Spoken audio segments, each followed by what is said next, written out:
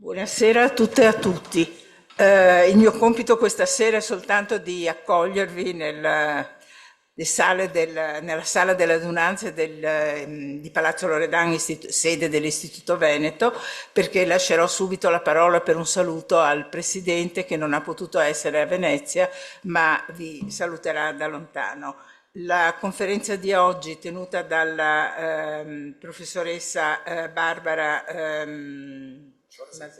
Cerasetti, che ho conosciuto adesso, quindi per questo non conosco ancora bene il suo nome, tratta di un argomento che mi sembra di grandissimo interesse, la civiltà dell'Oxus, e parlerà di una serie di scavi. Lei è responsabile della missione italiana in Turkmenistan e come tale si è occupata degli scavi archeologici in Turkmenistan, ma a parte questo ha curato una mostra che è adesso aperta a Roma, piccola mi diceva, ma sicuramente di grande importanza e con degli oggetti stupendi, semplicemente a dare un'occhiata al catalogo che mi ha gentilmente portato in regalo.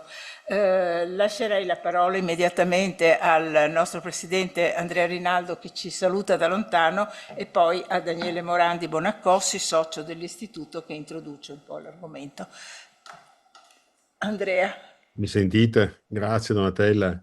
E mi dispiace veramente di non poter essere lì. Fra l'altro è stata una settimana nomade veramente perché fra le vicende degli studi luzzatiani e quant'altro siamo stati in giro dappertutto. Mi dispiace veramente, anche perché d'altra parte non avrei potuto dare, facendo io l'idraulico, alcun contributo significativo a questi stupendi studi della civiltà dell'Oxus, anche se Daniele Morandi Bonacossi ha ben mostrato con una bellissima presentazione su Ninive che problemi idraulici ne avevano risolti di meravigliosi in quelle parti del mondo, non proprio quelle, ma certamente a Ninive. Volevo darvi il benvenuto all'Istituto Veneto di Scienze, Lettere ed Arti, certamente, e che è felice di ospitare mostre di questo tipo, e perfino l'immagine in copertina di questa figurina di 4.000 anni fa, beh, veramente è stupenda, lascia veramente senza fiato, e spero che la mostra a Roma, sì, siccome andiamo un giorno sì, un giorno no a Roma ultimamente, spero che ci sia modo di andarla a vedere. Volevo dire che la cosa che mi sembra particolarmente rilevante è che abbiamo scoperto che veramente che questo investire negli archeologi, nelle archeologhe è stato importante, perché in qualche maniera incarnano veramente quello che è lo scopo e la ragione d'essere delle accademie e degli istituti di cultura, come diceva il compianto Leopoldo Mazzarolli. Cioè è proprio questa incredibile interdisciplinarità che emerge da questi studi. Ne siamo veramente appassionati. Quindi sono veramente grato a Daniele Morandi Bonacossi e a Barbara Cesasetti per queste conferenze che ascolterò con grande attenzione, scusandomi una volta ancora per non poter essere là. Buon lavoro.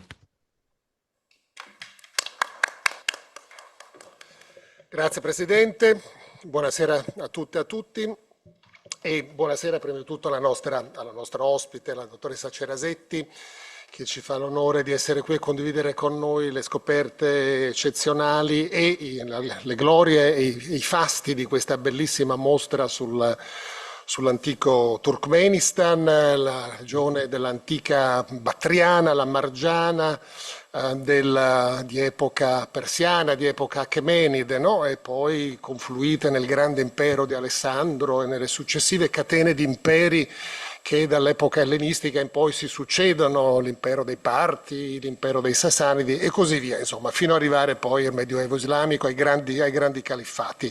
Ma prima di entrare un po' in medias res, voglio ringraziare anche la dottoressa Zuccolo, che è qui presente con noi oggi, che è stata prezioso trade union, che ci ha proposto questa bellissima conferenza e che siamo stati felicissimi di accettare e di ospitare qui nei locali di Palazzo Loredan, perché pensiamo non solo, come ha detto il Presidente, che l'archeologia essendo fra le discipline umanistiche forse quella più caratterizzata nel segno dell'interdisciplinarità. Io la chiamo sempre una scienza del futuro. Una scienza del futuro proprio perché si pone all'incrocio fra i saperi umanistici più classici, più tradizionali, ma anche naturalmente attraverso le collaborazioni con le scienze dure si proietta nel futuro della ricerca scientifica in ambito, diciamo, naturalistico delle scienze esatte.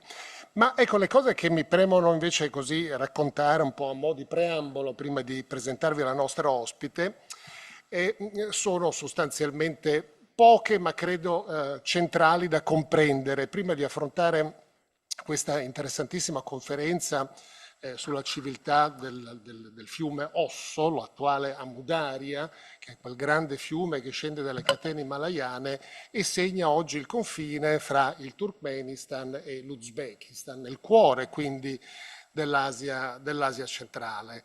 Bene, questa è una regione, come tutta l'Asia centrale, se ne parlava anche poco fa con te Barbara, che è sempre stata negletta, trascurata dalla ricerca archeologica a causa di quello che possiamo tranquillamente chiamare uno dei tanti vizi etnocentrici che l'Occidente ha. Noi occidentali in qualche modo facciamo fatica a vedere le culture altre, ci accomodiamo sempre in maniera molto più tranquillizzante nella comodità della identità culturale, temiamo un po' l'alterità culturale, quello che è molto diverso in qualche modo inquieta, ma quello che è molto diverso è anche estremamente interessante. In questo senso ci consideriamo, a torto o ragione, in qualche modo gli eredi delle grandi civiltà e culture del vicino Oriente antico, di quella che viene chiamata oggi l'area MENA, Medio Oriente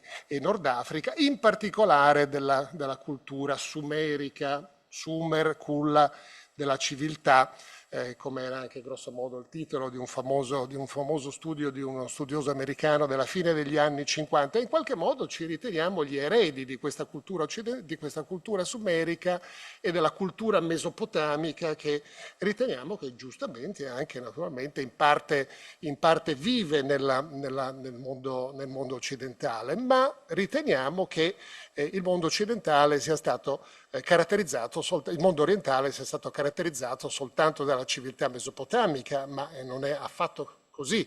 E in questo modo noi stessi siamo stati vittime un po' di quel pregiudizio mesopotamocentrico che ci viene trasmesso direttamente dalla stessa civiltà e cultura mesopotamica, che era una civiltà scribale, estremamente letterata fin dalla fine del IV millennio, soprattutto dal III millennio avanti Cristo in poi, che veniva scritta e presentata da chi? Dagli scribi, da questa classe scribale che erano l'espressione del mondo delle città e degli stati del mondo mesopotamico e che quindi ci hanno trasmesso l'immagine del mondo, un'immagine, ripeto, mesopotamocentrica, adesso vi spiego perché, e che noi abbiamo un po', quando dico noi, intendo noi archeologi, noi studiosi, noi storici del Vicino Oriente, abbiamo un po' passivamente recepito fino a qualche decennio fa, poi siamo diventati un po' più smaliziati anche nella lettura delle fonti e ci siamo resi conto che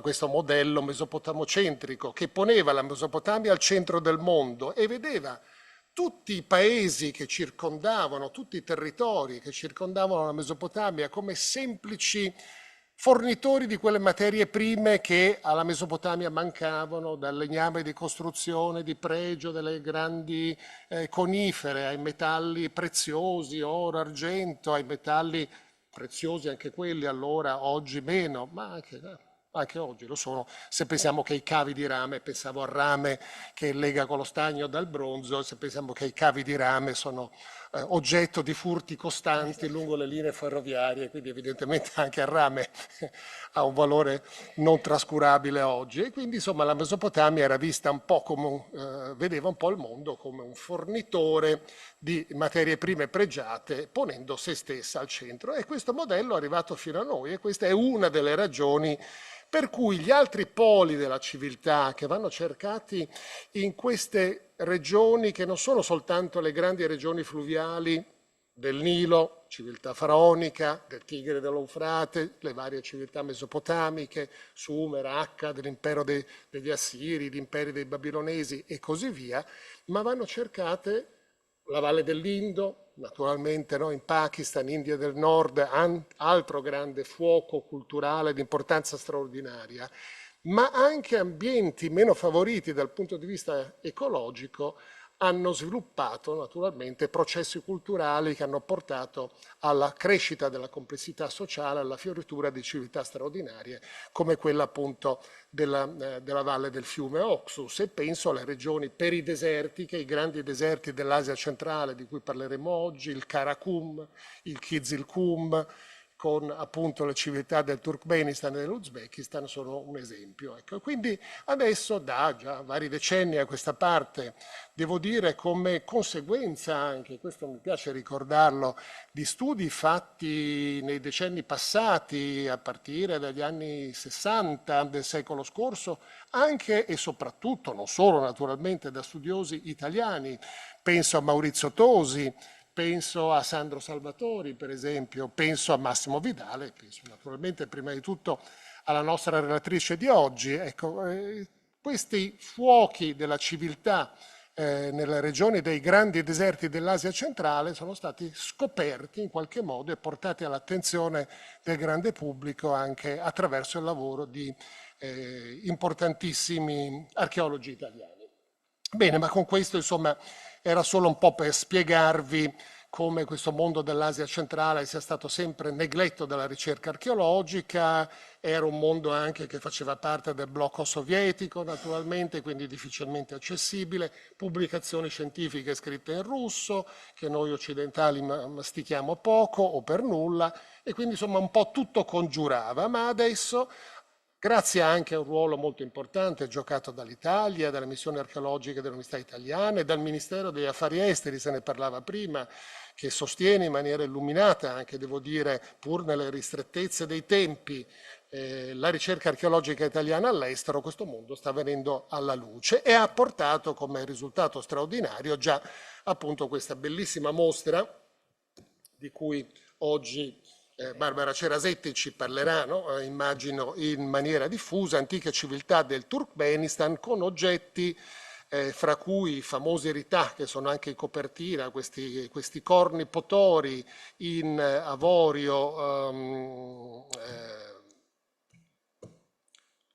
inciso e decorato a rilievo dalla città di Nisa Partica nel Turkmenistan. Sono oggetti veramente di straordinaria importanza, straordinaria bellezza, che escono per la prima volta dal Turkmenistan e che sono in mostra ai Musei Capitolini fino all'8 di aprile, fino al 12 di aprile di quest'anno, quindi chi avesse voglia di fare una puntata a Roma sicuramente non sarà deluso da questa bellissima mostra. E quindi lascio la parola alla nostra oratrice presentando brevemente la sua vasta e lunga carriera. Abbiamo scoperto poco fa che abbiamo fatto il dottorato di ricerca entrambi all'Orientale di Napoli, mentre invece io per qualche strana ragione ti collocavo a Bologna e in qualche modo.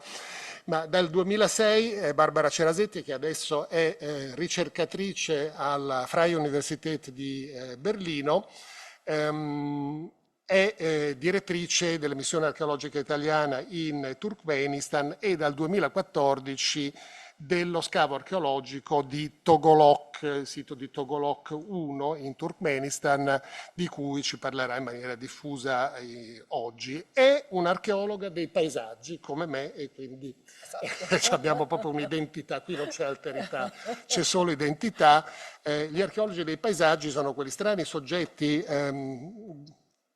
attori dell'archeologia che studiano i paesaggi archeologici, i loro processi di formazione, l'interazione fra le comunità umane con l'ambiente naturale, con il clima, la trasformazione quindi di questi paesaggi come effetto naturalmente delle attività insediative dell'uomo, ma anche come effetto dei cambiamenti climatici naturali e appunto legati un po' in qualche modo anche all'impatto antropico.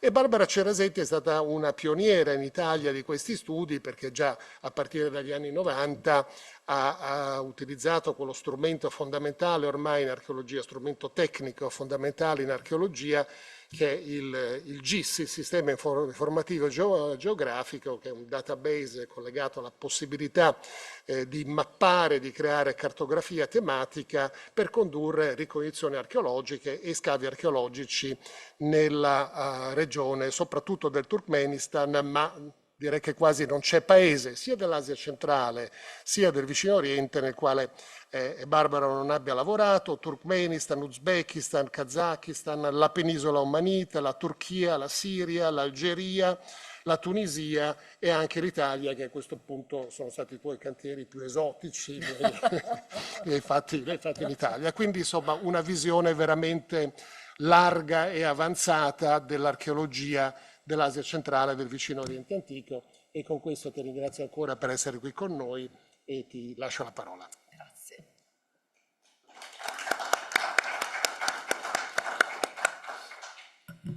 Buonasera a tutti, grazie per la vostra presenza naturalmente. In primis ringrazio il professor Bonandi Bonaccossi per la meravigliosa presentazione e per avere appunto infilato un po' il coltello nella piaga, cioè nella posizione dell'Asia centrale nell'Accademia non solo italiana, ma nell'Accademia internazionale, come archeologia dell'Asia centrale.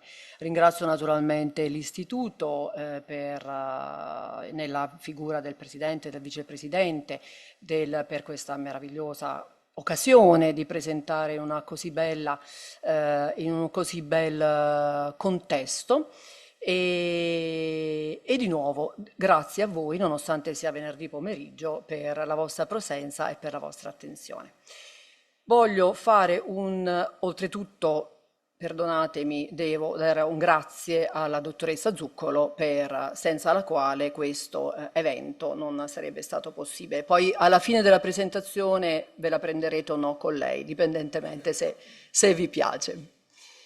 Una brevissima presentazione del progetto stesso, che è già stato anticipato dal professore, che nasce negli anni 90. La firma dell'accordo con il professor Maurizio Tosi, l'ex Istituto di Archeologia dell'Accademia dell'Unione Sovietica a suo tempo e del Ministero della Cultura del Turkmenistan, è avvenuto nell'89, nel lontano 89. Io ho cominciato a far parte della missione nel 96, avevo 26 anni, non vi fate i calcoli che vi vedo. Ed era proprio un paese sovietico, cioè nel senso il Turkmenistan, come le ex repubbliche socialiste dell'Unione Sovietica, appunto, che sono Turkmenistan, Uzbekistan, Kazakistan, Kirghizistan e Tagikistan, che corrispondono più o meno al cuore dell'Asia centrale, proprio all'Asia centrale, si sono più o meno liberate e rese indipendenti tutte negli anni 90 e per la precisione il Turkmenistan nel 91. Quindi era proprio un paese nel senso sovietico, nel senso vero del termine. È un paese che comunque rimane molto chiuso, è abbastanza restrittivo, per cui basta seguire determinate regole e si è facilmente amici.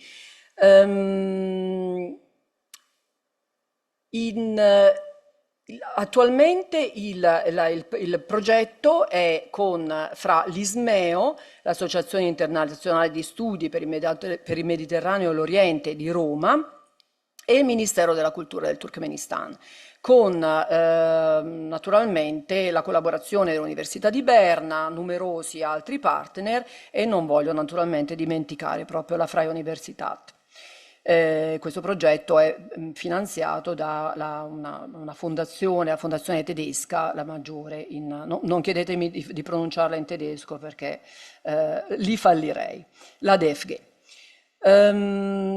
Il Turkmenistan è di nuovo un'ex repubblica socialista, resasi indipendente nel 91, confina con, fra gli altri, con dei vicini un po' scomodi, fra cui l'Iran ad ovest, scusatemi, l'Afghanistan a sud-est, Kazakistan, Uzbekistan e si affaccia sul Mar Caspio.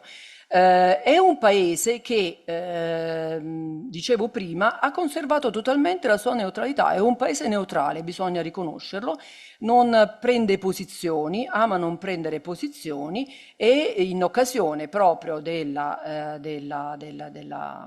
questa festività della neutralità che cade a dicembre, 4 dicembre o 6 dicembre, io e il professor Carlo Lippolis dell'Università di Torino, che è l'altro curatore della sezione, appunto della sezione partica, io sono una preistorica, quindi mi occupo del terzo-secondo millennio avanti Cristo, siamo stati medagliati dal presidente del Turkmenistan per il nostro operato nel paese e devo riconoscere molto ben apprezzato, infatti la mostra è proprio un'espressione di questa collaborazione ormai che è diventata praticamente quasi fraterna. È un paese coperto prevalentemente dal deserto, quindi la vita nel terzo-secondo millennio avanti Cristo, periodo di cui ci occupiamo oggi, naturalmente vi presenterò un piccolo video della mostra stessa, ma non parlerò della parte partica, perché non sono neanche poi una specialista. È possibile in alcune oasi cosiddette che sono praticamente felici, ovvero lungo il Mar Caspio, lungo la catena del Kopet-Dag, che appunto divide il Turkmenistan dall'Iran e dove la capitale moderna Ashgabat, nei vasti conidi alluvionali del Tegen e del Murghab e lungo la Mudaria. Dopo la seconda guerra mondiale, l'impero sovietico decise, a causa della ridificazione di tutto l'Asia centrale, che a suo tempo era praticamente territorio russo, territorio sovietico, decise di fronteggiare l'inaridimento climatico e quindi la desertificazione del territorio, costruendo un'enorme opera idraulica che è il canale del Karakum, che prende acqua dalla parte meridionale della Mudarya, l'Oxus, che è in territorio turkmeno, e convoglia acqua nel Murghab, dove noi lavoriamo, nel Tegen e lungo la catena del Kopet-Dag fino al Mar Caspio. Questo naturalmente perché naturalmente l'idea era la grande madre Russia di fare di questi territori il polmone della produzione in prevalentemente grano e cotone. Questo ha purtroppo sì recuperato territorio per la sopravvivenza, poi infine per essere di nuovo coltivato appunto per l'agricoltura, ma ha praticamente ha creato uno dei più grandi disastri ambientali che purtroppo conosciamo tutti molto bene, che è quello del lago d'Aral. Depauperando il povero lago d'Aral, che attualmente, appunto, ne conoscete la storia, è completamente morto, se non da parte kazaka, dove il governo è molto più illuminato e ha speso molti soldi per il recupero, quindi ha riportato acqua all'interno della parte kazaka. E non solo, ho anche naturalmente distrutto e sta distruggendo purtroppo, e questo in Asia centrale è tipico, in Turkmenistan erano ancora un po' indietro, ma stanno correndo nella distruzione il paesaggio archeologico, perché naturalmente lo stanno recuperando per l'agricoltura con la distruzione del paesaggio stesso. Il professor Tosi fu chiamato proprio per iniziare il progetto, il cosiddetto The Archaeological Map of the Murghab Delta, ovvero la creazione della carta archeologica del vasto conoide alluvionale del fiume Murghab, che è stato il primo dei nostri progetti.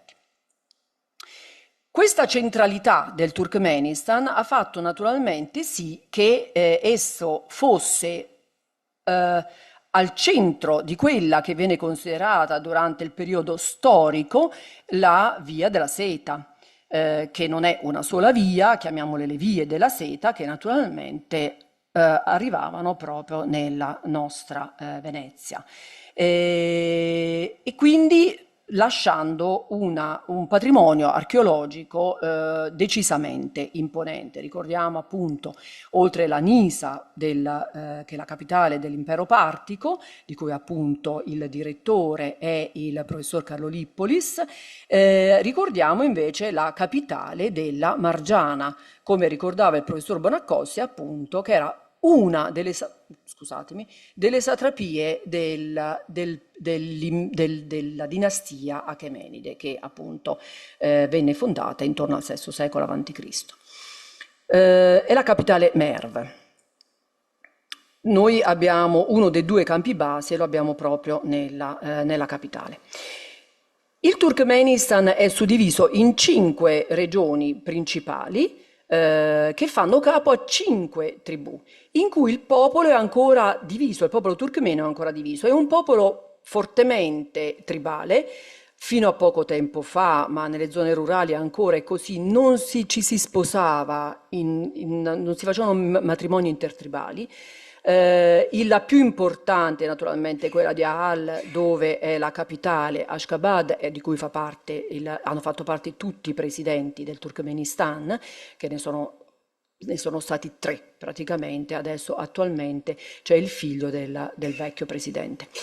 Ed è un popolo con un'identità molto forte, quindi adesso come allora agricoltori e pastori. Un artigianato splendido fra sete, tappeti, i famosi Bukhara, che si chiamano Bukhara appunto perché, non perché fossero uzbeki, non perché siano uzbeki, ma perché venivano venduti a Bukhara. E purtroppo, come vi dicevo, è caratterizzato, il paesaggio è ancora caratterizzato da questa coltivazione a cotone. Il cotone purtroppo in un'area desertica è terribile perché richiede molta acqua, non solo per crescere, ma richiede acqua anche dal terreno, quindi porta su il sale, le risorse del terreno, naturalmente è deserto, quindi sono già molto scarse. Il cotone lo sta distruggendo perché porta il sale alla superficie e naturalmente chiude il destino per prossime coltivazioni, lo rende naturalmente non fertile.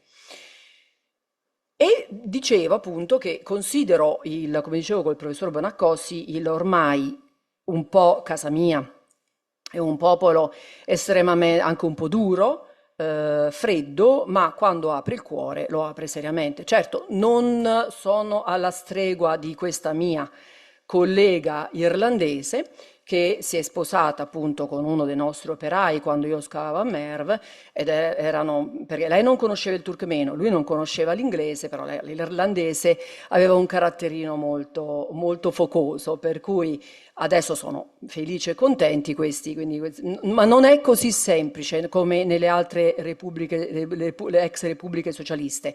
Sposare comunque un locale non è così, che sia donna o che sia uomo, non è così immediato. Non pensate a un paese molto aperto. Questo naturalmente anche dal punto di vista archeologico ha comportato che è come si può dire, è una scienza giovane, un'archeologia giovane, perché appunto, come ricordava il professore, le fonti erano quasi esclusivamente, anzi diciamo esclusivamente in russo, quindi chi come noi è nato senza Google Translator, il russo lo doveva imparare necessariamente. Io attualmente, che ho sempre parlato tranquillamente in russo con chiunque, comincio a avere delle difficoltà perché naturalmente il russo non è più diffuso al di fuori della capitale Ashgabat e io il turkmeno purtroppo non l'ho mai imparato. Si sta perdendo naturalmente, come è giusto che sia, ormai è passato tanto tempo dall'indipendenza. È un paese bizzarro, con delle bizzarrie notevoli, fra cui ricordiamo appunto la capitale Ashgabat, che è totalmente in marmo bianco, totalmente in marmo di Carrara per gli edifici diciamo presidenziali più importanti, ufficiali, e in marmo afghano che è leggermente meno pregiato, delle venature un po' non è così pregiato come quello di Carrara, il resto dell'architettura residenziale. Una delle più eclatanti bizzarrie del primo presidente, Sapar Murat Niazov, è stato quello di costruirsi una, e non solo una, statua in oro che girava con il girare del sole.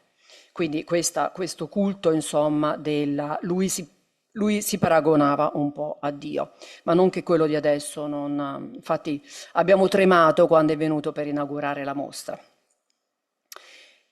È una, dal punto di vista turistico, chiamiamolo, io non sono andata e eviterei anche di andarci, è la cosiddetta porta, il Darvazà, è la porta dell'inferno.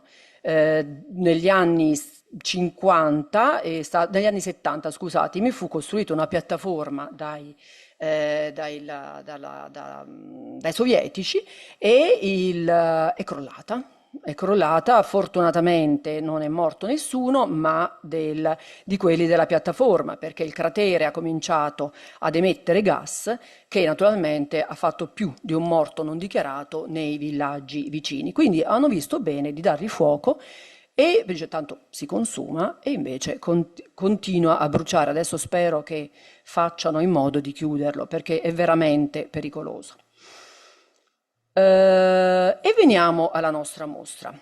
La mostra Antiche civiltà del Turkmenistan, voluta fortemente da entrambi i governi, è un paese naturalmente che, come abbiamo visto, è ricco in petrolio e in gas, quindi stanno venendo, il Turkmenistan in particolare, che è più ricco del Kazakistan, direi che è il più ricco delle ex repubbliche socialiste, ha naturalmente, anche dal punto di vista politico, sta prendendo molto piede. Quindi in occasione di un incontro del presidente del Turkmenistan, che vediamo qui all'inaugurazione della mostra con il sindaco di Roma, con la presidente Meloni, hanno anche inaugurato lo scorso 25 di ottobre la mostra. Ma prima di parlarvene più nel dettaglio, voglio presentarvi un piccolo viaggio.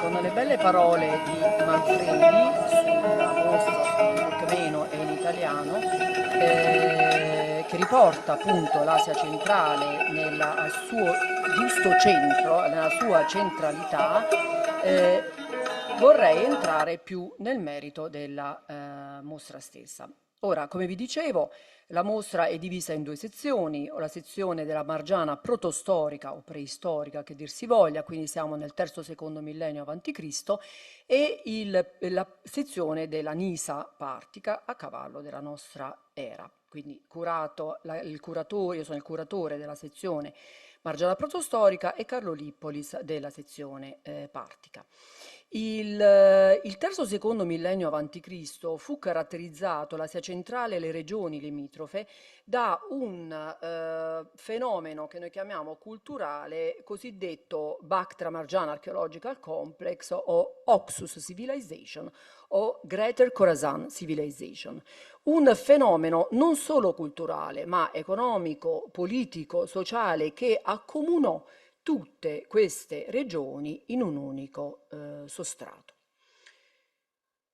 Il materiale presente in mostra proviene prevalentemente da tombe, naturalmente. Gli oggetti sono meravigliosi e la provenienza è soprattutto da contesti funerari. A parte il materiale proveniente da Togolok I, il cui scavo dirigo insieme al professor Novak dell'Università di Berna dal 2014. Quindi dai siti delle grandi necropoli di Agikui e di Gonur e dal sito di Togolok I, tutti del periodo del terzo-secondo millennio a.C., quindi siamo nel periodo del bronzo. E la sezione della Margiana protostorica è suddivisa in due ulteriori sezioni: la vita e la morte. Siamo nella prima parte, abbiamo voluto dare una idea della loro vita quotidiana, come anche appunto del rapporto che loro avevano con l'esterno. Quindi una sezione dedicata ai contatti commerciali e alle amministrazioni, quindi che naturalmente questi contatti amministravano. Ricordiamo che purtroppo quella della Greater Khorasan Civilization, io preferisco utilizzare questo termine che è più recente e secondo me più dal punto di vista cronologico e dal punto di vista geografico è più, come si può dire, corretto, a mio giudizio naturalmente. Quindi i contatti che avevano all'esterno, ma è una civiltà ascrittoria. Noi non abbiamo scrittura, almeno al momento. Il mio sogno, mio marito mi dice sempre che devo trovare qualcosa di scritto, e allora poi però purtroppo al momento è una civiltà scrittoria, quindi non avere fonti scritte è da un certo punto di vista un problema, perché noi dobbiamo dedurre tutto dal contesto archeologico, da quello che naturalmente, da cultura materiale naturalmente come quella presente in mostra, e da quello che fortunatamente le attuali analisi ci aiutano a comprendere, ovvero lo studio dell'antico DNA umano e animale, lo studio degli isotopi, il radiocarbonio e così via. Ma naturalmente non entro nel merito perché è solo noioso. Nella sezione dei contatti commerciali io ho fatto una piccola cernita giusto per farvi vedere, perché praticamente è un libro aperto per chi naturalmente sa leggere questi oggetti. Giusto per farvi comprendere quanto erano complessi i contatti in quella che noi ricordiamo essere la Via della Seta protostorica, preistorica, perché la Via della Seta non è nata solo naturalmente nel periodo storico, i contatti erano molto intensi anche prima. Questo meraviglioso vaso cultuale con la rappresentazione dell'albero della vita che collega il Turkmenistan non solo con il Vicino Oriente e l'Iran, ma anche con la valle dell'Indo, questi due stupendi sigilli in pietra bianca, uno che rappresenta un elefante asiatico, che non è naturalmente turkmeno, con una scrittura legata alla civiltà dell'Indo, e che molto probabilmente è una produzione locale, quindi è un'imitazione di un sigillo non indiano, ma appunto della civiltà della Valle dell'Indo, che come ricordava il professor Bonaccorsi è Pakistan e India. Un sigillo cilindrico che ci ricorda, appunto, ci riconnette direttamente al Vicino Oriente con un tripudio di animali fantastici, appunto animali, come si può dire, fra draghi, serpenti e figure umane che potevano essere di offerenti come anche di semidivinità. Ancora questa cretula che riporta diversi stampigli di sigillo in cui viene rappresentato il cosiddetto signore degli animali. Noi in Asia centrale abbiamo la signora degli animali, che è una figura che ci connette direttamente al Vicino Oriente, che doma gli animali selvatici. Questa lotta fra il cielo e la terra, quindi fra divinità celesti e ctonie, è molto diffusa nella glittica della Margiana protostorica. Ancora la signora appunto degli animali in veste ornitomorfa che doma i serpenti che l'azzannano contemporaneamente all'attaccatura delle ali. La molto famosa figurina composita che in steatite e in marmo bianco, che probabilmente è legata a quelle che vengono chiamate principesse battriane o le Oxus Ladies, molto probabilmente anche legata ad una figura sacerdotale, che porta appunto un abito che richiama il cosiddetto Kaunaques, quindi lo lega direttamente al Vicino Oriente, quindi il vello proveniente dagli ovini. È anche meravigliosi in colorite questi due flaconcini per la cosmetica, uno dei quali riporta il tulipano, che è un tipo di iconografia tipica dell'Asia centrale, e l'altro invece la cosiddetta decorazione a porta, che collega la Margiana all'Iran. E andiamo più nella parte della vita quotidiana, che noi che è la mia poi preferita, perché naturalmente gli oggetti legati alle tombe, quindi di pietre preziose, semipreziose, in oro, naturalmente sono le più belle, ma sono questi sono gli oggetti che ci parlano di come vivevano. Ci dicono che erano praticamente allo stesso tempo, come anche attualmente, agricoltori e pastori. Quindi abbiamo questi colini per la produzione appunto di prodotti caseari, derivati del latte, punteruoli in diverso materiale, in osso, come anche appunto questa punta di trapano, in lega di rame. Noi ricordiamo che il bronzo è una lega fra rame e stagno. Il bronzo è più tardo, però tendenzialmente dagli studi appunto delle analisi sui materiali in metallo sappiamo che la lega è rame e arsenico prevalentemente, prima di divenire più squisitamente appunto il bronzo. Naturalmente prese molto più piede perché è una lega molto più resistente. Quindi ha naturalmente surclassato tutte le precedenti. Quindi tutti oggetti legati alla vita quotidiana, come questa falce in lega di rame, ancora in osso, un'ascia in bronzo, e questa bellissima conduttura in terracotta che ci parla di una gestione delle acque molto avanzata. Proviene da Gonur Tepe e faceva parte di condutture vere e proprie che portavano l'acqua dai vicini canali. Durante il periodo del bronzo il controllo dell'acqua è solo per, come si può dire, per deviazione dell'acqua stessa dai canali principali. Ancora non ci sono le opere idrauliche che poi prenderanno molto più piede nel periodo achemenide, quindi i grossi sbarramenti, le grandi opere idrauliche. E ci parlano però di una gestione appunto dell'acqua già molto avanzata e anche naturalmente legata a come si può dire, dei centri di produzione importanti. Queste non sono così poi diffuse queste belle rappresentazioni umane, come anche di un serpente e di un cammello battriano, che era il più diffuso in quel periodo perché è un cammello molto più resistente per i grandi spostamenti attraverso appunto l'Asia centrale, più resistente del cammello tipico che noi conosciamo, più a noi comune, e che ci parlano quindi di una società molto stratificata, in cui la rappresentazione della propria appartenenza all'Italia e l'Italia era molto importante.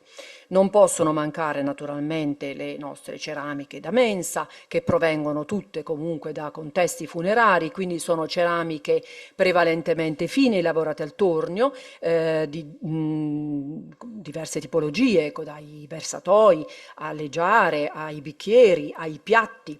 Non c'è solo questo tipo di ceramica, ma c'è anche una ceramica grezza lavorata a mano o rifinita al torno che caratterizza questa popolazione di agropastori. Non entro nel merito perché non vi voglio assolutamente annoiare, farò una piccola introduzione anche sul nostro progetto, ma sappiate solo che era un periodo in cui la società era molto stratificata, molto elitaria, era legata naturalmente contemporaneamente all'agricoltura, alla pastorizia, come vedremo anche alla pesca, e aveva delle conoscenze molto avanzate dal punto di vista artigianale, come anche della lavorazione del metallo, ad esempio.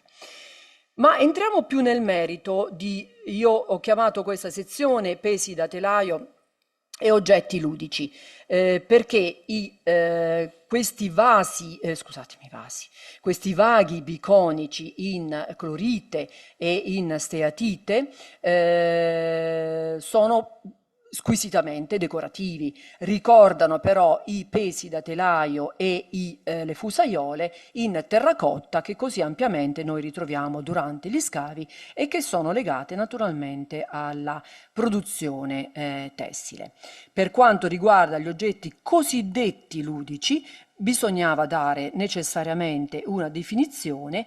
Entriamo in un mondo molto complesso, perché oltre alle diverse figurine prevalentemente in terracotta e alle pedine da gioco che provengono dalla necropoli di Agicui, vediamo anche questo bastoncino in avorio che proviene appunto dall'India e che molto probabilmente aveva anche un carattere amministrativo e divinatorio.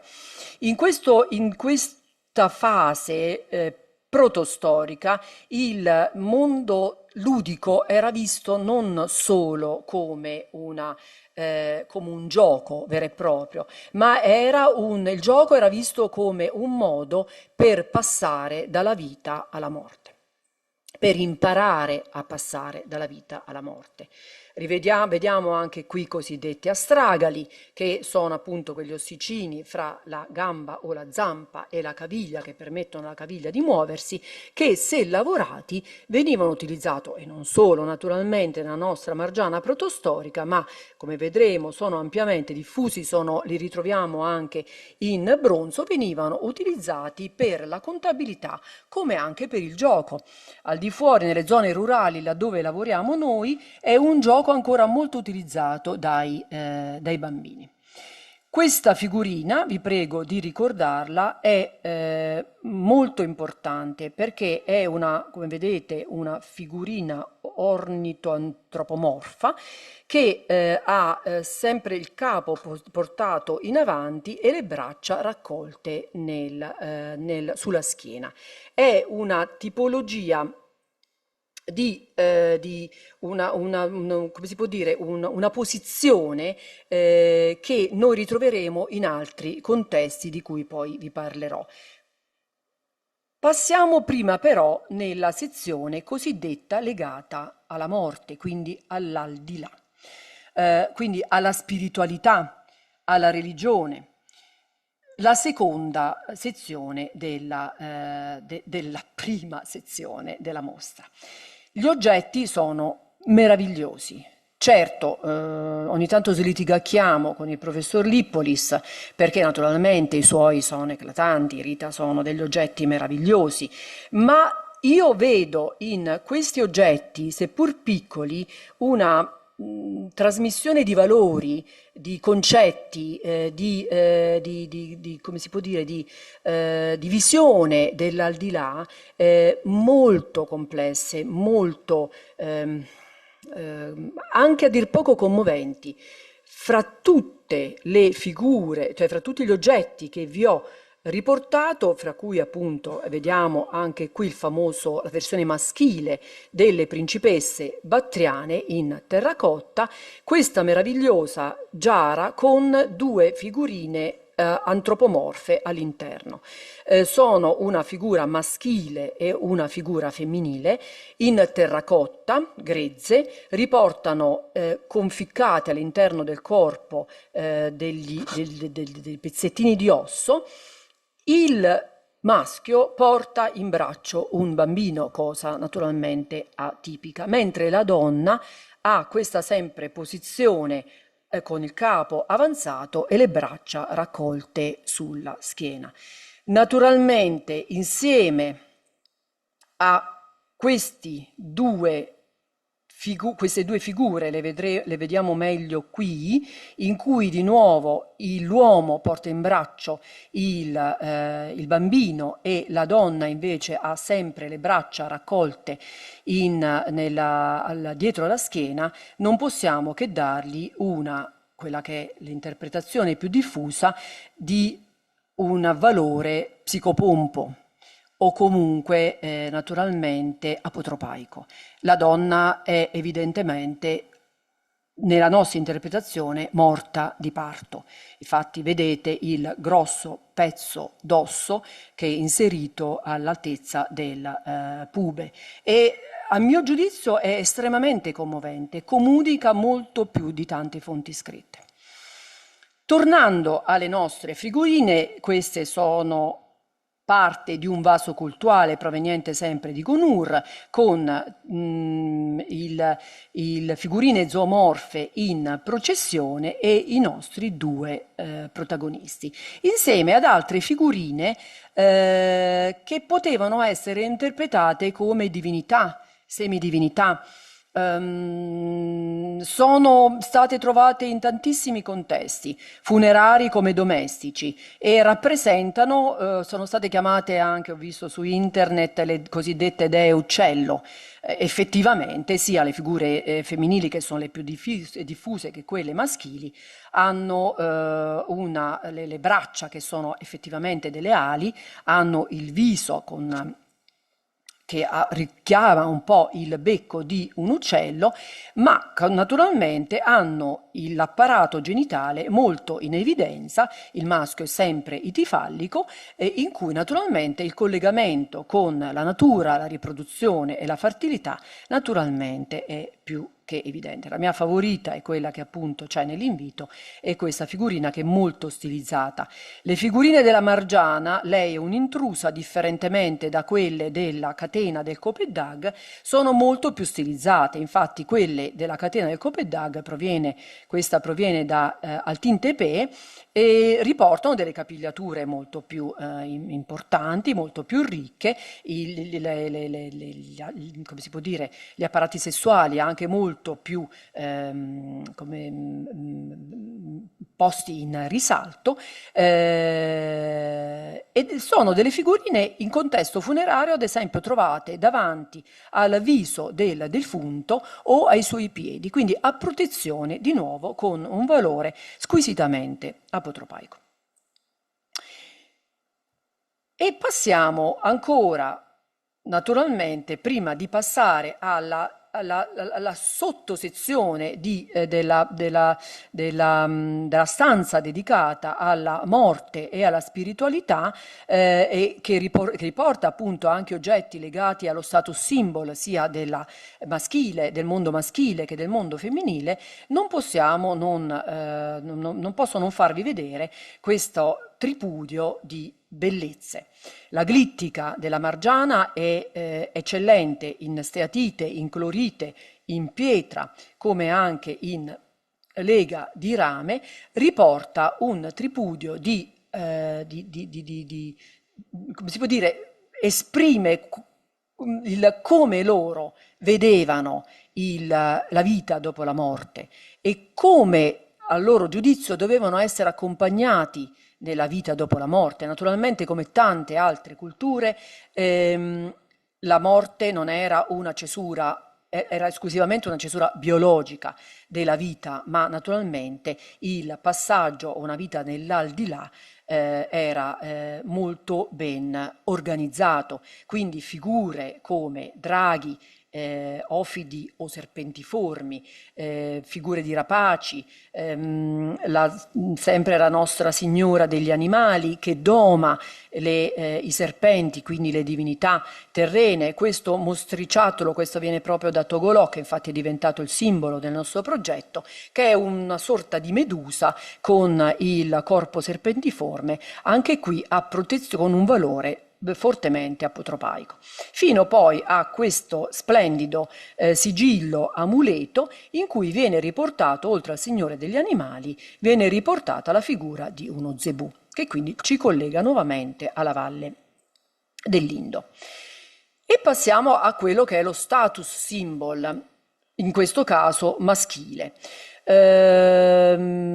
Sono oggetti meravigliosi che ci parlano di nuovo di una società, vengono prevalentemente da Gunur ma anche da Gikui, di una società stratificata, gerarchica, piramidale, in cui coloro che erano al potere dovevano farlo vedere.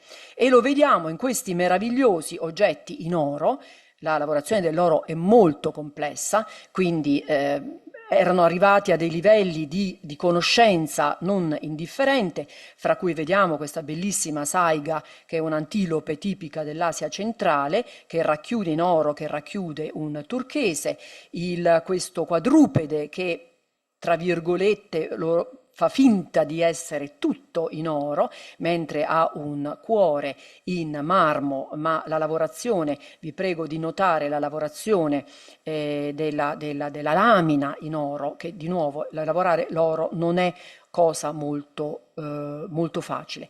E ancora asce a forma di testa di gallo, questa figurina di Ariete, e le cosiddette colonnine miniaturistiche che insieme agli scettri in pietra ma anche in bronzo rappresentavano molto probabilmente un oggetto usato nelle funzioni religiose.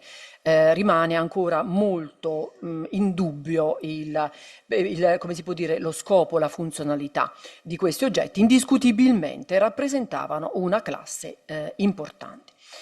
E questo che viene chiamato per la prima volta al di fuori del Turkmenistan il corredo del guerriero, in cui c'è questo stupendo pettorale su base lignea con piccole tessere musive in pietra, così come anche le perline, una lancia, una punta, una spada, una punta di lancia ed un coltello sempre in lega di rame. e invece gli oggetti più squisitamente legati alla classe femminile, quindi comunque sempre oggetti di prestigio che volevano esprimere uno status symbol. Fra cui di nuovo questi meravigliosi flaconcini in lega di rame. Questo è il mio preferito, ornitomorfo con un braccio umano che sorregge un fiore aperto, ma ancora spatole in avorio e in lega di rame, e questo meraviglioso contenitore per specchio in argilla cruda. E abbiamo tremato nel momento in cui naturalmente l'abbiamo esposto, perché è veramente molto delicato, con delle tessere musive bianche, rosse e blu come decorazione. Naturalmente la maggior parte si sono perse. E ancora i gioielli che sono stati apprezzati dalla maggior parte del pubblico, in cui voglio far notare questa meravigliosa collana con un pendente in argento con i due tori affrontati, e gli oggetti in oro finemente, delle verghette in oro che venivano ritorte, e sono degli oggetti molto molto fini. Quindi tutti questi oggetti che vi ho fatto vedere, vi basti solo pensare che rappresentano, praticamente ci parlano di quelli che erano gli intensi collegamenti commerciali della Margiana protostorica, dalla Mesopotamia all'altopiano iranico alla Valle dell'Indo. Naturalmente non solo di oggetti, non dobbiamo pensare solo agli oggetti, ma hanno portato semi, hanno portato piante, tecnologie, idee, spiritualità, religione. Quindi noi dobbiamo portare, in un'epoca che non era naturalmente di internet, dobbiamo pensare ad un complessissimo sistema che, come diceva appunto il professor Bonaccossi, non è preso in considerazione, ma è proprio lì in mezzo, e dobbiamo prenderlo in considerazione necessariamente. Le sepolture da cui vengono una breve carrellata, vengono gli oggetti, sono sepolture che possono essere molto semplici, quindi a fossa, a cista, a pozzo, o normalmente leggiare, utilizzate per i feti o per i neonati, che provengono prevalentemente dalla vasta necropoli reale di Gonur, come anche di Agicui. La necropoli di Gonur naturalmente è quella che è più alla luce della ribalta, perché non solo aveva oggetti meravigliosi, ma la tipologia delle tombe è incredibile. Vanno dai mausolei alle tombe che rappresentavano delle vere e proprie case, quindi multicamera, alle tombe principesche. Che dire, è veramente incredibile. Ultimamente sono stati fatti degli studi più attenti, proprio a marzo andrò a Parigi per un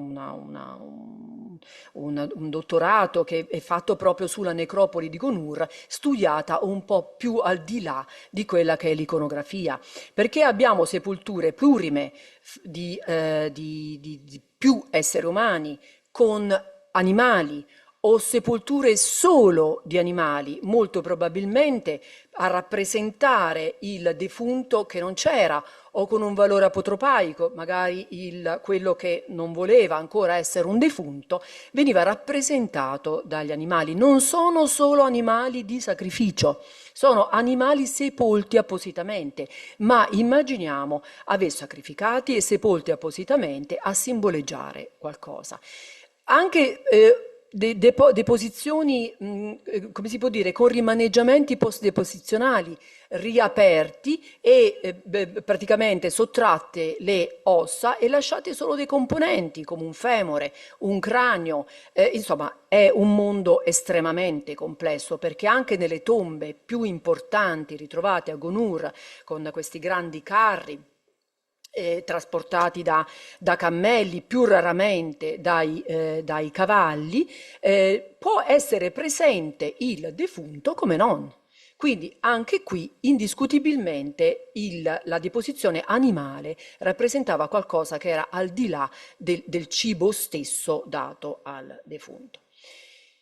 E anche in Agicui, appunto, ricordiamo, le tombe sono meno ricche, diciamo, di quelle di Gonur, ma anche qui abbiamo la presenza di mausolei come questo della principessa, con un corredo decisamente, ritroviamo il nostro flaconcino, decisamente ricco, ma quello che lo rende ricco è la presenza di materiale come ad esempio questi ornamenti in conchiglie che provengono dal Golfo Persico, Mar Rosso e Oceano Indiano. Quindi vi lascio immaginare come questa civiltà fosse complessa. Ma andiamo a noi. Velocemente, non abbiamo fatto solo cose di archeologia, insieme ai geologi, colleghi geologi dell'Università di Bologna, abbiamo lavorato sui vulcani di fango nella penisola di Celechen, sul Mar Caspio, alla ricognizione delle impronte di dinosauro nel Parco Nazionale del Koytendag, al confine con l'Uzbekistan, nel Turkmenistan orientale.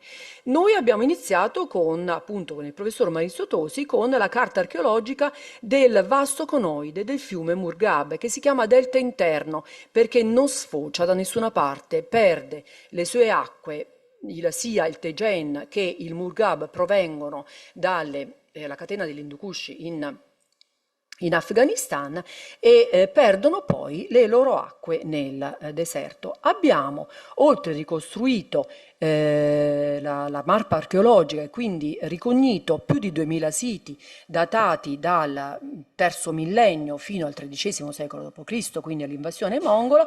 Abbiamo ricostruito anche il conoide stesso, era argomento della mia tesi di dottorato, originale, perché poi naturalmente dopo la costruzione del canale del Karakum purtroppo è andato, se non coperto, distrutto dalla vita moderna. Sulla base di cartografia storica, immagini da satellite e così via.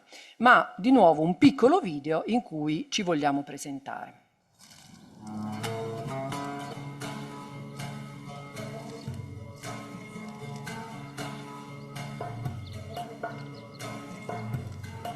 Benvenuti in Turkmenistan, il cuore dell'Asia centrale, dove il tempo sembra dilatarsi tra deserti dorati e oasi verdi che brillano come gemme nascoste.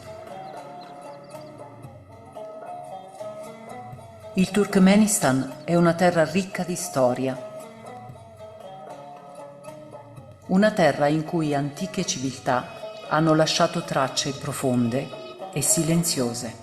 Parliamo della civiltà dell'Oxus, che si sviluppò più di 4.000 anni fa nel territorio compreso tra il Mar Caspio e l'antico fiume Oxus. L'Oxus, oggi conosciuto come Amu Daria, è lo stesso fiume che 2000 anni dopo attraverserà Alessandro Magno durante le sue campagne in Asia.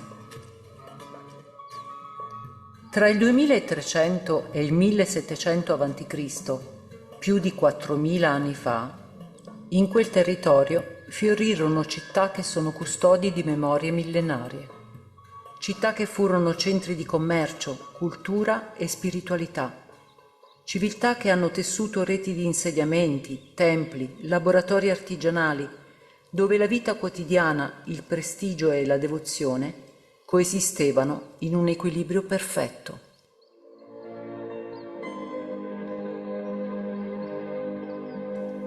Il magnifico museo della capitale Ashgabat e della ridente Marie raccontano la storia delle origini del paese attraverso manufatti provenienti da diversi siti archeologici della Margiana protostorica.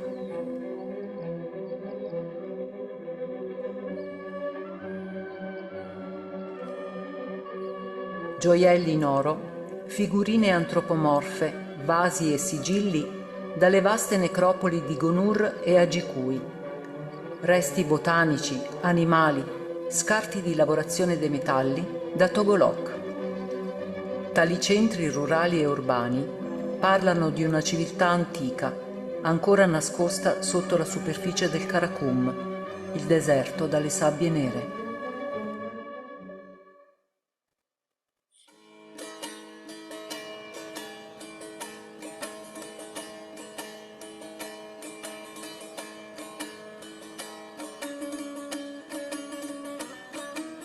la ricerca archeologica moderna ha permesso di riportare alla luce questo mondo, grazie a progetti internazionali come l'EMD e il TAP Project, che hanno mappato migliaia di siti, rivelando città, templi, tombe e vita quotidiana. Tali ricerche non solo ci raccontano il passato, ma ne custodiscono la memoria, aprendo un dialogo tra le culture nei millenni. 3 siti principali emergono come finestre sul passato: Togolok, Agikui e Gonur. Ogni sito racconta un mondo diverso, insieme compongono lo splendido mosaico della civiltà antica del Turkmenistan. Togolok 1, nord, perché Togolok è formato da 2 mound, una a nord e una a sud. Togolok era un'importante città amministrativa e un centro artigianale. Case, laboratori, fornaci raccontano mani abili che trasformano metalli e argilla in strumenti e ornamenti. Ogni martellata, ogni gesto quotidiano sono un ponte tra tradizione e innovazione. I vasi, i gioielli, gli utensili non sono solo oggetti, ma tracce vive di creatività e di cura. Agikui era crocevia di commerci e culture. Immaginate di camminare tra i mercati, carovane che provengono da steppe infinite, tessuti che ondeggiano al vento, greggi di pecore al pascolo sorvegliate da possenti cani da pastore, gioielli che luccicano alla luce del sole. Ogni oggetto porta con sé storie di prestigio, identità, relazioni culturali. Qui il commercio era linguaggio, era ponte tra comunità lontane. Gonur era la città del prestigio e della spiritualità. I templi, le decorazioni e i ricchi corredi funerari svelano un mondo in cui potere e devozione si intrecciano in ogni gesto.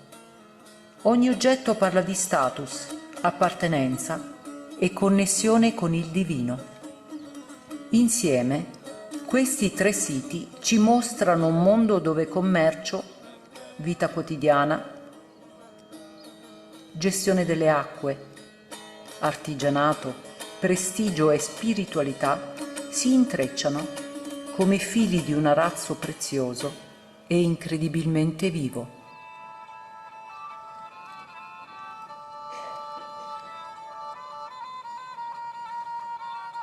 Togolok è città di agropastori e artigiani. Il suono dei martelli sul metallo, il bagliore delle fornaci, il fruscio dei tessuti, tutto racconta la vita quotidiana. Mani esperte modellano argilla e metalli in utensili, recipienti, ornamenti, dove funzione e bellezza convivono. Le abitazioni raccontano storie di famiglie, cortili comuni, gesti consueti, cucine, laboratori, spazi condivisi. Ogni gesto, ogni movimento, ogni dettaglio ci immerge nel passato. La vita si percepisce con i sensi: il calore del fuoco, l'odore dell'argilla, il luccichio dei metalli. Tutto invita a sentire la storia come qualcosa di vivo. Agikui pulsa di vita. Nei suoi mercati le merci parlano più delle parole. Sigilli, recipienti ceramici, tessuti, oggetti di prestigio. Ogni manufatto racconta storie di potere, appartenenza e scambi culturali. Il vociare dei mercanti, i passi frettolosi, il fruscio dei tessuti al vento. Ogni dettaglio è un messaggio, ogni scambio un racconto. I sigilli narrano le strette relazioni tra cielo e terra. I recipienti ceramici riportano segni culturali e simboli di appartenenza. I tessuti e i gioielli brillano, illuminando tracce di storie e intrecci di persone e luoghi. Ogni mercato è un crocevia di vita e di conoscenza. A Gonur, il prestigio e il potere si leggono nei dettagli. I recipienti in clorite e le splendide decorazioni degli oggetti in avorio custodiscono simboli di autorità e legami sociali. Ogni elemento comunica silenziosamente potere, appartenenza e influenza.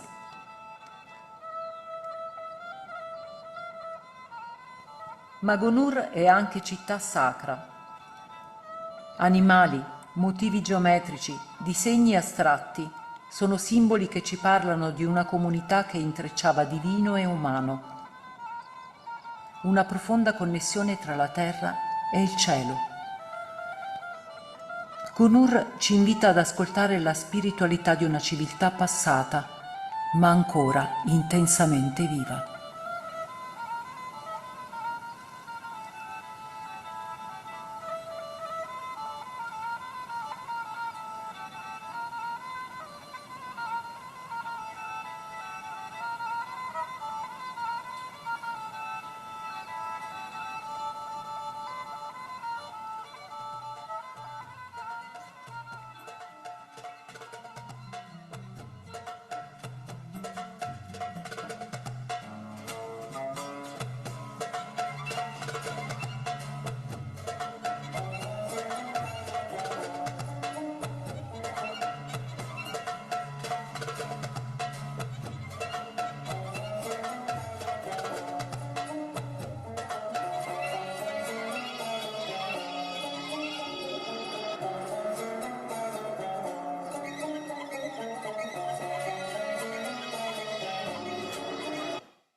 Quindi, molto brevemente, perché vedo che vi ho preso anche troppo tempo, abbiamo tentato di comprendere questa civiltà scavando contesti sia urbani che rurali, e sia in entrambi i contesti vediamo che loro erano degli agropastori, dediti all'agricoltura, alla pastorizia, all'artigianato, come vediamo da questa splendida fornace scavata appunto in un sito squisitamente di cultura Andronovo, quindi di questi pastori nomadi che provenivano dalla fine del terzo, inizio del secondo millennio avanti Cristo, molto più probabilmente, erano provenuti appunto da una grande migrazione dovuta all'ineridimento climatico dalle steppe del nord, e si erano uniti alla cosiddetta civiltà dell'Oxus. Quindi erano anche pescatori. Noi scaviamo in un sito di Togolok 1, al centro amministrativo di un complesso archeologico molto più ampio. E abbiamo di nuovo anche qui evidenziato, siamo stati fortunati, ora ripeto, non entro nel merito, nella comprensione dell'interazione fra queste due culture che hanno poi creato quella che è la complessità della civiltà dell'Oxus. Quindi sia zone accampamenti nomadi come anche zone residenziali. Anche i nostri abitanti di Togolok erano impegnati in tutte le attività di cui vi ho detto prima, ma quello che vi voglio far notare è la bellezza, forse ce la vediamo solo noi, molto probabilmente sarà così. Scaviamo 10 centimetri di terra e io ho messo qui proprio questo nocciolino di un acino d'uva per farvi comprendere come erano conservati i semi. Questo è un seme del terzo millennio avanti Cristo, quindi sotto 10 centimetri di terra noi abbiamo un mondo intero, un mondo che ci parla, come anche il carbone ci parla, carbone vegetale, l'analisi del carbone vegetale ci dice che tipo di vegetazione ci fosse, e nel secondo millennio avanti Cristo abbiamo già un clima con un ecosistema arido. Dalle ossa animali naturalmente abbiamo numerosissime informazioni anche su quello che era la cosiddetta transumanza degli animali stessi. Da una discussione, una chiacchierata con una signora vegana che diceva che noi non siamo mai stati carnivori, la devo purtroppo naturalmente contraddire, perché come vedete qui si ci sono prevalentemente pecore e capre, abbiamo degli evidenti segni di macellazione. Quindi naturalmente abbiamo avuto la possibilità di ricostruire la paleodieta dei nostri antichi abitanti. Ed ecco qui i nostri astragali che, come vi dicevo, anche attualmente vengono utilizzati dai bimbi turkmeni per giocare. Sono passati 30 anni, la dottoressa Zuccolo mi diceva com'è stato il stare in Turkmenistan. Dura, devo dire dura.